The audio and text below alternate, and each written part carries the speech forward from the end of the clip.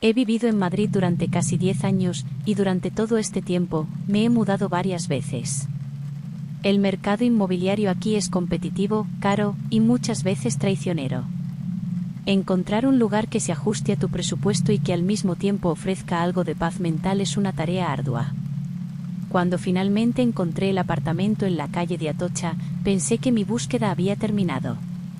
Era un edificio antiguo, pero bien conservado, con una fachada de ladrillos rojos y ventanas altas que dejaban entrar una luz dorada en los días soleados.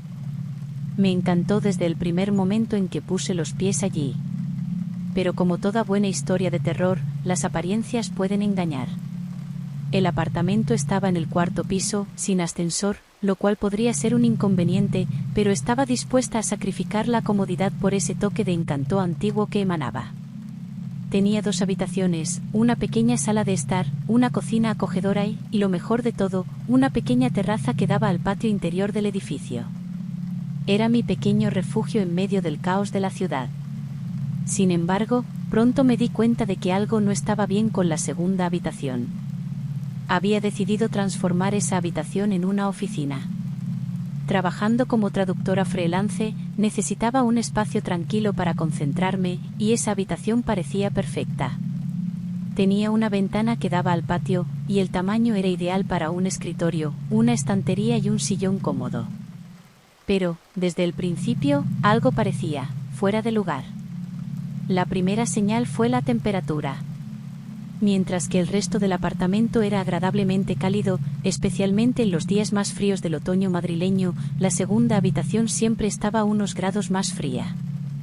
Al principio, lo atribuí a la antigüedad del edificio. Las paredes eran gruesas, tal vez había alguna corriente de aire que no lograba detectar, algo natural en una construcción antigua. Pero incluso con la calefacción encendida, el frío persistía. Era como si esa habitación, específicamente, se resistiera a cualquier intento de calentarla. Pasé semanas tratando de resolver el problema. Llamé a un técnico para revisar el sistema de calefacción, compré cortinas térmicas, selladores de ventanas, incluso un calefactor portátil. Nada funcionaba. La temperatura allí nunca pasaba de los 16 grados, incluso cuando el resto del apartamento estaba perfectamente cómodo. Eso me molestaba, pero no lo suficiente como para pensar que había algo más siniestro en juego. Solo después de unos meses comencé a notar otros detalles extraños. El aire en la habitación parecía más denso. A veces, cuando entraba, tenía la sensación de que había alguien allí conmigo, una presencia que no podía ver, pero que estaba allí, observándome. Por la noche, cuando el apartamento estaba en silencio, escuchaba ruidos que venían de esa habitación. No eran ruidos fuertes, sino pequeños crujidos, como madera contrayéndose o un leve arrastre de algo en el suelo. Cada vez que iba a verificar, no encontraba nada fuera de lugar. Intentaba ignorar esas sensaciones, achacándolas al cansancio o al estrés del trabajo. Pero en el fondo, algo dentro de mí sabía que había más en esa historia. La situación se volvió insostenible el día que decidí reorganizar la habitación. Era una fría tarde de diciembre, y estaba decidida a darle un nuevo aire a mi oficina. Mover muebles siempre me ayudaba a aclarar la mente, y necesitaba un espacio que me inspirara. Comencé a arrastrar el escritorio hacia la esquina opuesta de la habitación, pero cuando intenté mover la estantería, parecía más pesada de lo que debería.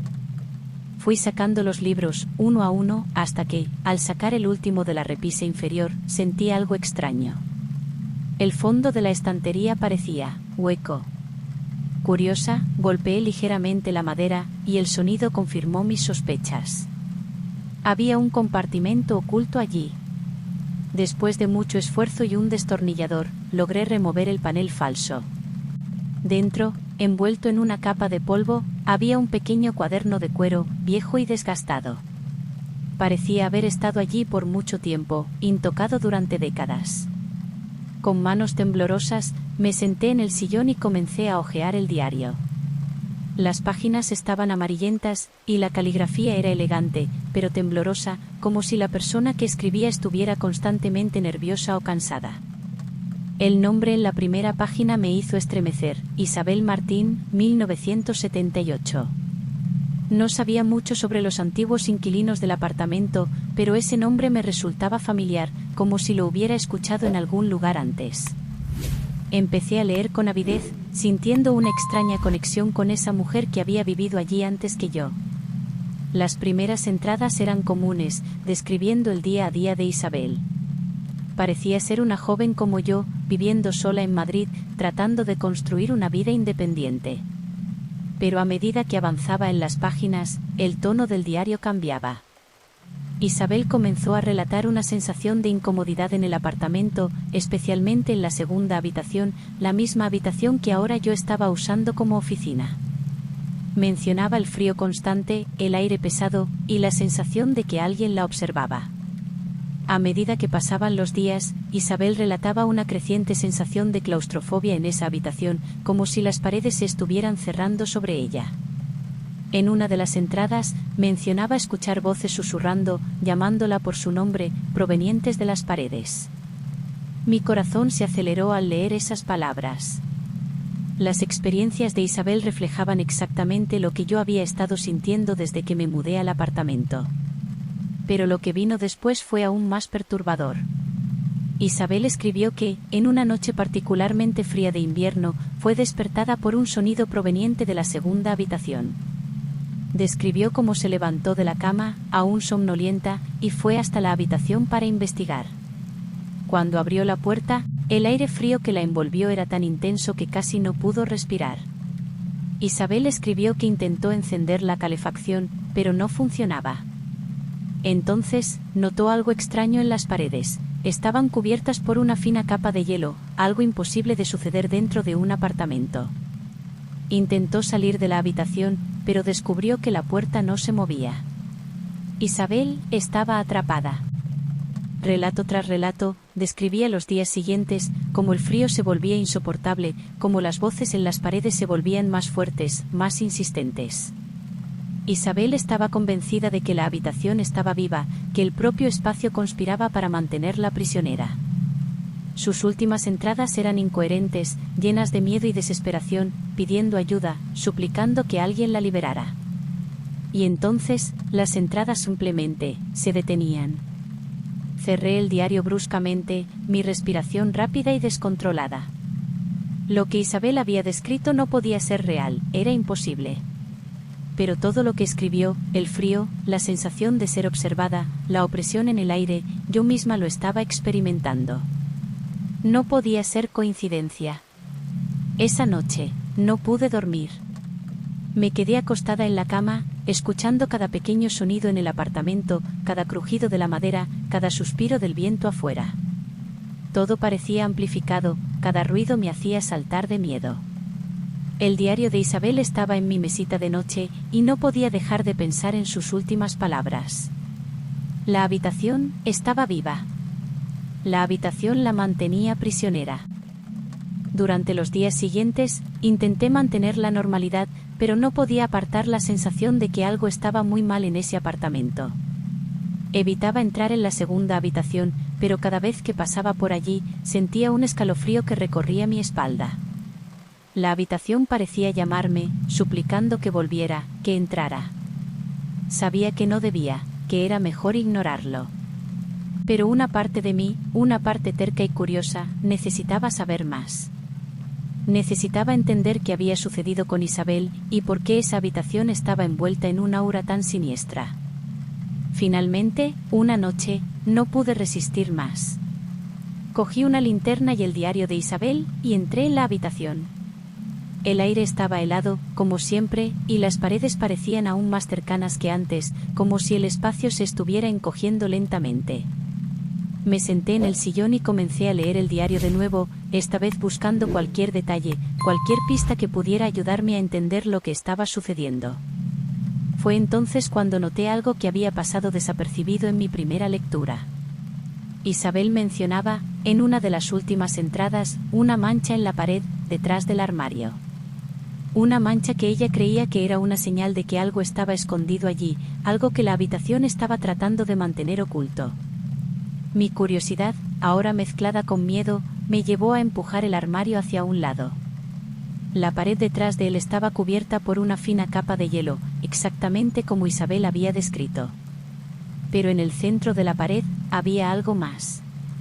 Una mancha oscura, casi imperceptible, que destacaba contra el blanco del hielo.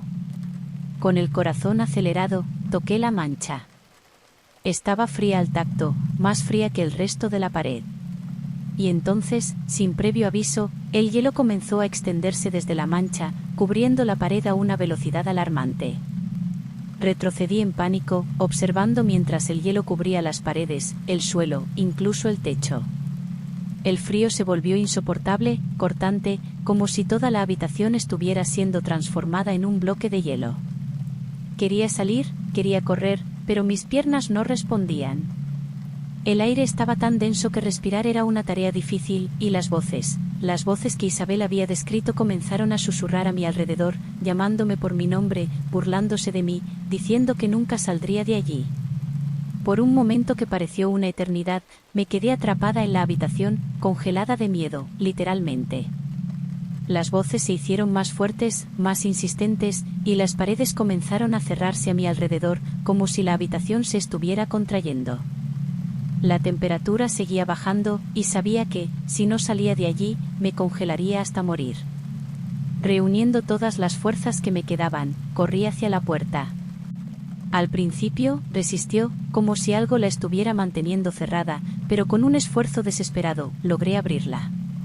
El aire caliente del pasillo me golpeó como una bofetada, y casi me desmayé de alivio. Salí corriendo de la habitación, cerrando la puerta detrás de mí, y me arrojé al sofá de la sala, tratando de calentarme, tratando de alejar las voces que aún resonaban en mi mente. Pasé el resto de la noche despierta, con el diario de Isabel en las manos, sin atreverme a volver a la segunda habitación. A la mañana siguiente, llamé a un amigo para que me ayudara a mover el armario de vuelta a su lugar, sellando la mancha en la pared. Nunca le conté sobre el diario o sobre lo que sucedió esa noche. Sabía que no me creería, que pensaría que estaba delirando. En los días siguientes, evité la segunda habitación a toda costa. Cerré la puerta y coloqué una estantería pesada delante, como si eso pudiera contener lo que fuera que estaba allí dentro. Pero el frío seguía filtrándose por debajo de la puerta, como un recordatorio constante de que la habitación todavía estaba allí, esperándome. Finalmente, tomé la decisión de mudarme. No podía seguir viviendo en ese apartamento, no con la presencia de la habitación siempre sobre mí, siempre llamándome de vuelta.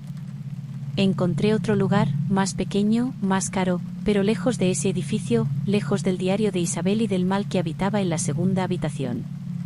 En mi último día en el apartamento, dejé el diario de Isabel sobre la mesa de la sala, con una nota pegada en la portada. No sabía quién sería el próximo en vivir allí, pero quería que supieran, quería que estuvieran preparados para lo que podrían encontrar. La nota era simple, pero sincera: cuidado con la segunda habitación. No es lo que parece. Salí del apartamento sin mirar atrás, pero sabía que nunca podría olvidar lo que había experimentado allí. Sabía que, dondequiera que estuviera, la habitación todavía estaría esperando a su próxima víctima, todavía susurrando, todavía helada, todavía viva. Y a veces, en las noches más frías, cuando el viento aúlla fuera de mi nueva casa, todavía puedo oír las voces, todavía puedo sentir el frío arrastrándose por mi piel, como si la habitación estuviera tratando de encontrarme, tratando de traerme de vuelta. Y es entonces cuando sé, con una certeza terrible, que nunca estoy realmente sola. Se voce gostou desa historia e quero ouvir máis relatos como ese, non se esqueca de deixar o seu like e se inscrever no canal. Iso me ajuda a continuar trazendo máis conteúdos asustadores para voce. E tivo sinino para non perder nen un vídeo novo. E, claro, compartir con seus amigos que adoran unha boa historia de terror.